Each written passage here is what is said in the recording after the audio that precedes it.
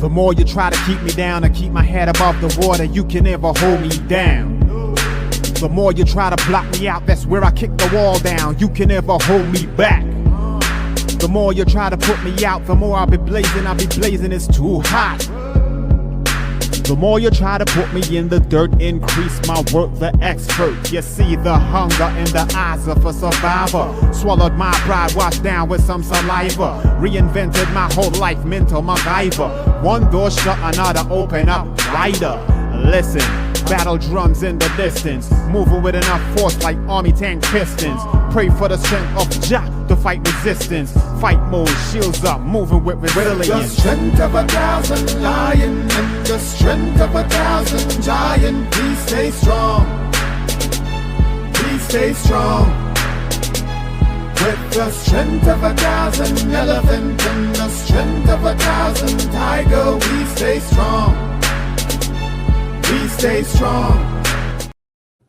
Oh, good evening, everybody. It is Kaleisha Campbell, aka Casey with Pinecase, and tonight I'm hanging out with the lovely Sara Curley, and we are here to talk about grief and what that looks like for everybody. So we wanted to hang out and have a little chat and talk about the grief circle that we're hosting this evening, as well as grief in general, and how we can support you and how you can join our community and how we can support each other. So thank you, Sara, so much for hanging out with me tonight.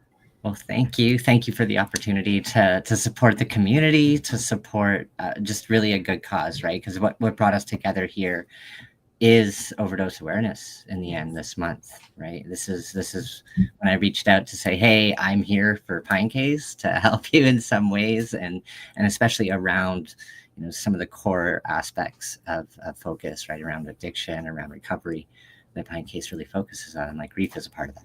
Yeah, so absolutely. Let's bring that to it and overdose. Yeah, it's so connected. Yeah, exactly. Yeah.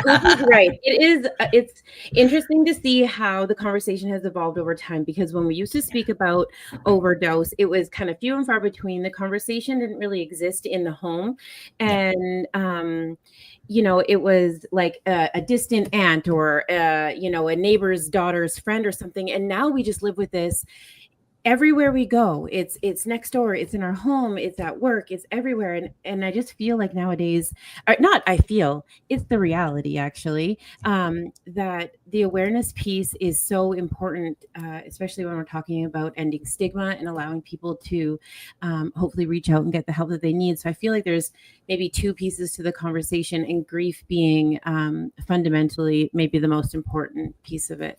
So yeah, thank you so much for your time and experiences. Can you tell me a little bit about how you got involved with this area?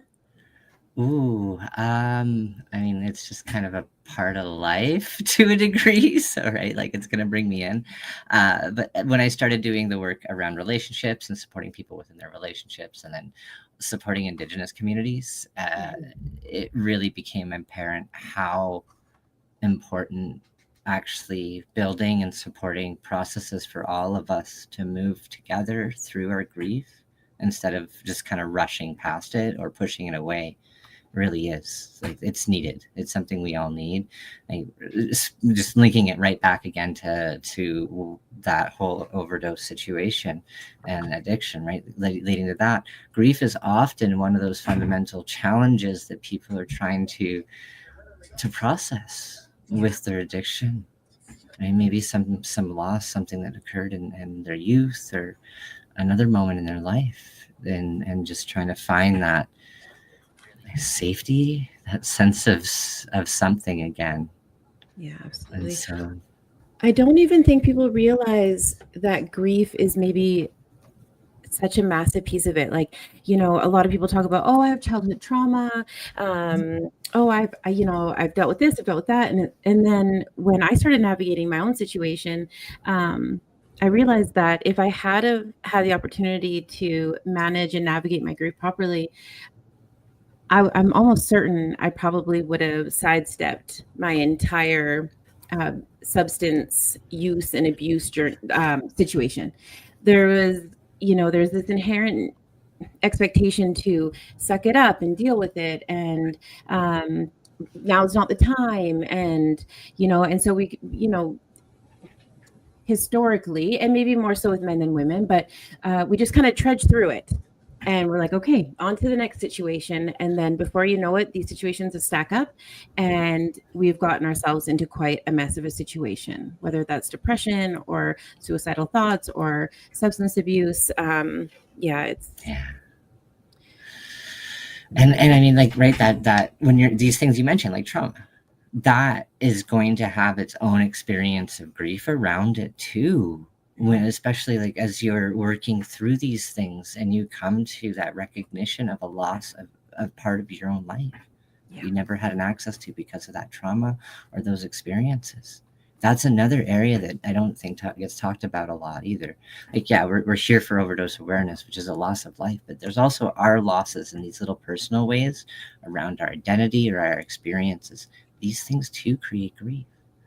I'm sure many of us have had that romantic relationship that when it was over and it ended, like that it was an experience of grief. I'm so glad that you mentioned that, because when I hear the term grief, I immediately assume that it is someone has passed away. Now we have to deal with the arrangements. I'm probably going to cry. I'm probably going to be frustrated. I'm going to laugh inappropriately and then get back to work. But to hear the word grief or the term grief and then be used in relationships, things that may never happen, like didn't happen, haven't happened, are not going to happen. Expectations that we had as a child. I mean, as soon as you said it, I was like, oh yeah. I'm sure if I went back and grieved a piece of me, a piece of my childhood, again, there's another building block to like letting that go and moving on with that. So I'm so excited to hear you say that it's not just one thing, that it could be an umbrella term. It's loss. It's loss of something we love. Like, I think fundamentally, like the way I like to say it is, it's just grief is love that has no idea where to go anymore. Yeah. It has no idea where to go anymore. It is trying to find that path, and it's going to try everything. And so it's going to try the sadness and try the anger and just every single expression it can reach for. Love has nowhere. Grief is love that has nowhere to go. Like there is, I mean, that's 2 weeks of my psych class right there in that one statement. I feel like I just learned more in that one statement than I did, wow. Yeah, exactly. Because that's what it is. I mean, if you didn't feel that love and that passion in the first place, then you wouldn't mind the loss. It wouldn't matter. How come no one why isn't that the standard of the conversation, really? I have no idea. I don't know where I got it from. It's something that came to me when I was starting my work with internal family systems and kind of learning about that parts work journey and the model that I use for that. And it's a very meditative model and like a really deep experience. And so just getting into that deep space, I'm like, oh, okay, that's in the end what that is. And I don't know if it came from somewhere else. If there's somebody else that said it, I'll totally give them credit. And it's just probably came into my brain somewhere. And I'm hearing it more, though. I am hearing it more and seeing it around more. Yeah. And I mean, that just also could be where, now that I've said it and it's in part of my kind of realm of world, it's showing up. That's how that works. I for sure have heard statements like that, and it's amazing because once you put them out to the universe and then other people are able to catch them, or they hear you say it on the train, or it is the underground railroad system, and I know that is attached to a whole other thing, but I feel like that's the mindset that we need to get back into to talk about mental health. I'm like, no, we need that much aggression and fearlessness and forwardness when it comes to these topics. Like, we need that energy to be brought back to this topic. Yeah, absolutely. So here's something I'm curious about. Have you ever been in like a circles experience before? No. Okay. I didn't think that. I figured that's something most people may not have necessarily heard, but they're like, oh wait, a circle for grief? That feels good. It probably already feels good to hear. Right. Circle, this is really coming from just that practice of being with all of us and together and holding that space, right? That Indigenous idea that we are sharing a space always. And so it isn't a space of fixing or being with. It's going to be a space where people can share what they want. I'm going to probably provide some prompts here and there and some openings, because this is a difficult space to be in, but we'll hold that space all together, and we'll just move through it, each one of us having that space to express and be with our grief, however it is in that moment, so we can share it, right? So we can see we're not alone. This world and how we interact these days does just leave us so alone often to deal with that grief. So like, let's bring these circles back. Let's bring these circles to more people. It's a really important way that we can meet in that relational space, meet in a real community. And isn't that what Pinecase is a community? Right? We got music and we got mental health here, rocking it out and like doing some good work. Thank you. Yeah, it's exactly that. And, it is actually based off of grief. And a lot of people don't know that even in the name, it kind of gets overlooked. Well, it gets overlooked quite a bit, but it is alluding to a pine casket being the only thing that we are promised at the end of the day. And when we started this project, we wanted to highlight people that utilize their pineal gland to keep others out of pine boxes. And so when we named it with intention to make sure that we were paying attention to the fact that grief is the stem of a lot of these situations, and we don't hold space enough for these conversations, and we need to allow people to just source the tools. So if we can offer them the space to find them at least, but to give them the tools that they need to hopefully live a longer life. I could easily write a book and the title would be called "And Then My Neighbor Killed Himself." And I'm a product of the foster system. So when I say that I moved around a lot, that would be an understatement. So the fact that I could write a book that alludes to the fact that many men lose their lives is outrageous. And so, of course, obviously the space is open for everybody, women and men alike. But I was like, we need to do this. We just need to do this. And so this was a part of it. I'll be honest. This is a piece of it that I didn't know how to facilitate, that I appreciate you coming in and being able to do for us. Like I said earlier, I'm super excited to be able to sit in the community and not necessarily be the host of the situation. And so, yeah, I cannot speak enough. I'm really excited to have this experience. I'm really excited that we're able to offer this to everybody. And thank you so much. The other sneak peek, and maybe it's inappropriate to talk about in this exact moment, but we do have lots of awareness days that are coming up. And so I'm really thrilled to be able to, I don't even want to say Pinecase is excited, because now we're in this together, right? Yeah. But I'm really excited for this not to be the last grief circle that we hold. So. No, this is going to be the first of many, right? Like, I wanted to reflect back, like where you're so appreciative of what I can offer you, as I came to you with that appreciation already, seeing what you bring to men. And just those everyday guys that I'm not necessarily all that great of like reaching out to with my social media and my posts there, but you do. You can speak to them and you can bring them together. And if we, us all coming together. Yeah. Yes. Yeah. Yeah. Yeah.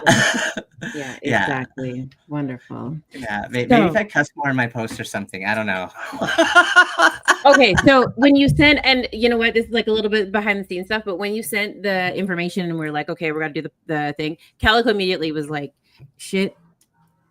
I was like, okay, wait, can we do it like a little classier? And then when we made it, I was like, oh, I feel like now it might be missing the cuss word. Like, I feel, yeah. So it's so funny because I'm like, we have to like maintain some level of like professionalism, but we are here for the dudes, and we are here for the blue collar workers, and we are here for the regular people, and we are here for, the cashiers and the freaking hairdressers and the loggers and the fishermen, and like, we're here for the regular folks. So yeah, maybe I missed the boat on the cuss word in the post this time, but we'll get back to it next time. Yeah, we're here for everybody. We're here for the regular folks. Like, that's the majority of us. Like, yes. let's focus on that, please. Yeah, exactly. Yeah. Exactly. So we got 10 minutes before the circle start time. Yeah, absolutely. So I do have a few questions because this is my first circle, and maybe we can cover some ground for people that are in the comments right now. Is this a closed door meeting? Yeah, once we're all in, it's us. This is not going to be live streamed. It's not recorded. This is privacy. There is going to be kind of us coming together at the beginning as part of that circle to establish those agreements together, right? We're a community. So like, let's build that consensus together on what is in this room and what we're okay with allowing outside of that space. Yeah, absolutely. We also still have people in our lives that are important, and we all recognize that. So like, let's just acknowledge that and hold that space together. So for the people that don't understand, it means respect each other, aka don't be ghetto about it. You don't need to tell people's business all over the internet. We're not doing that here. No. It will resemble something closer to a meeting opposed to our usual network, which is like live and wild and all over social media. Once the conversation is over, that conversation will no longer exist for everybody, which I am thrilled to be able to have a space to just dump in and then leave. Yeah. And like when it's your space to speak, when that space is handed to you to speak, you don't need to use it, but it will be always offered to everybody in the room. And that is your space to express what's there. So even if I have offered some sort of maybe reflection or something to think about to help maybe move things, that it's your space. Just take up. So please do it. And puke out whatever you got if you need to.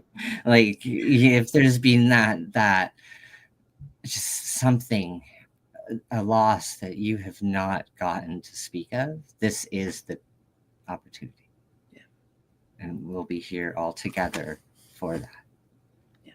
And that's another part of it. We all have to be ready to hold some heavy situations that people may speak about, and recognize that that's a part of all of our lives. So let's be there for each other, to hold that weight, to hold that space. Yeah. Wonderful. Yeah. I feel you feeling it already. Yeah. And so what does the timeline look like for everybody? How long do people have to stick around for? We've got it scheduled for about an hour. It's depending on the group size. We'll say we're probably going to land closer to 40 minutes with how much I'm seeing show up. But I mean, if we've got a full group here, a big group, that's part of my facilitation space, is making sure the time is there so we have space for everyone. Mm-hmm. And if we can get a couple rounds, that's what it's going to be. Normally, there'll be an opening. I'll then do a little nice first round for everybody to do a little introduction, however they want to do. Then we'll, after the reflection, another round, see where that goes. And then either another round up until we have a little closing circle. Wonderful. Wonderful. Okay. And then how do we contact you? Can we contact you after this space? How do we contact you after this space? Absolutely. I think it's very important after a space like this to be able to still remain open to connection. It's, we're going into a really intimate space around grief. So you can reach out to me either on Facebook. You can reach out to me on email at sara.w.curley@gmail.com. Basically, most of my information's out there publicly. There's my website, which is consciouslyconnecting.ca. I don't know if it's in the background or not right here with the framing, but it'll be on the site. We'll add it on the links, and you'll see it in my profile too in the group. I'll share out some more of that information there too, specifically to the people in the group. That's a little bit more private, that while it might be public, I don't want to broadcast it to live stream. Let's make people work for it a little bit. Yeah. Absolutely. Okay, wonderful. Okay, and then we were able to send out some links to people who did reach out to us and wanted one. So you guys, if you're in the comments right now, please look in your personal messages. It is in there with a beautiful purple purple heart saying thank you for joining us. So you guys go ahead and you can click on that after this live stream. And the QR code we just posted just before we went live, it is on Instagram and Facebook. You're more than welcome to share that around to family and friends or people that you think that would benefit from this this grief circle tonight. So please don't be shy about that. We welcome everybody. And if you guys have any other questions outside of this for Pinecase or for Sara Curley, and you're not able to get her on all of her wonderful links and spaces, you're more than welcome to comment or post in the Pinecase community. We're both in there actively all the time. And I just want to make sure that you guys are also aware of the Pinecase warm line that is available 24/7. It's 250-289-3948. That's our Pinecase warm line. So we do handle crisis situations. We are trained in crisis management, but it doesn't have to be. It can be that you're just having a bad day, and that's fine. You're more than welcome to text in your name and location so we can get the resources from the community that you're in. And if you're comfortable saying in the text conversation, that's totally cool. But if you want to call and hear one of our voices, because sometimes that means the difference, please, you are not harassing us. You are not bothering us. We welcome it. So with that being said, I also do want to mention that hashtag 988 is the international, for a little bit longer, number for suicide prevention. They're the big guns, guys. They're well trained and they know exactly what they're doing. If you're looking for a little bit of anonymity and you don't really want to reach one of us Pinecase volunteers, which I understand because we're a ferocious but small community in the moment, please don't hesitate or sleep on that number as well. It's extremely important. I'll make sure that one's in the comments as well. So write those numbers down. Use them. We are here for you guys. So we just have a few short moments. Thank you. Thank you. I'm gonna flip off. I'm gonna switch off so I can go switch over to the other room and make sure that's all started up and going. Sounds wonderful. I'll see Thank you guys over on Zoom in a bit. Absolutely. Thank you so much, Sarah. We'll see you in there. Okay, bye.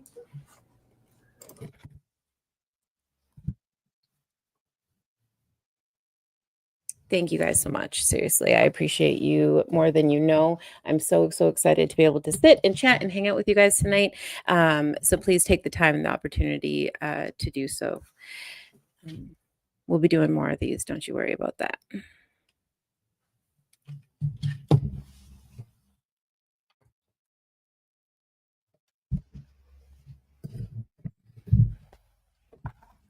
I guess you're stuck with me for a few more moments. What is going on in the tech world these days? Should we fundraise? Actually, I'm going to take this opportunity while I'm struggling for the first time in a hot second to talk to you guys about what is going on with the scholarship. So we do have our scholarship. It is closing on Overdose Awareness Day, which is August 29th. So please go ahead and make sure that your applications are in. The applications are crazy. I honestly was shocked when I looked at them the other day and they were in the hundreds. So thank you for everybody who has shared it around and made sure that people were able to access that. We will be doing fundraising is going to kick off October 1st for next year's. We were able to raise $500. So thank you so much for everybody who took the time to do that. If you want more details, let me know and I'll make sure that I post it in the community tonight. All right, over to the grief circle.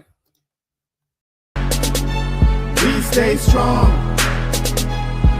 The further you take my rights away, I'ma run to it, refuse to hear my voice. Speak loud when I spit it, but you don't get it. You just wanna be a side critic. See somebody else showing hate in the side of the road with it. Now how would you feel standing on the sideline and watch the color of a nation deteriorate over time?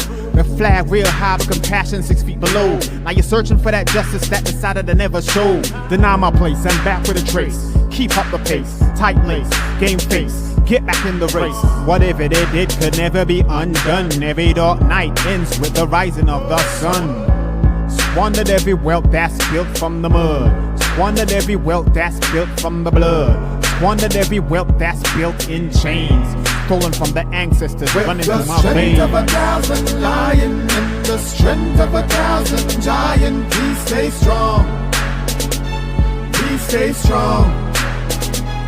With the strength of 1,000 elephants.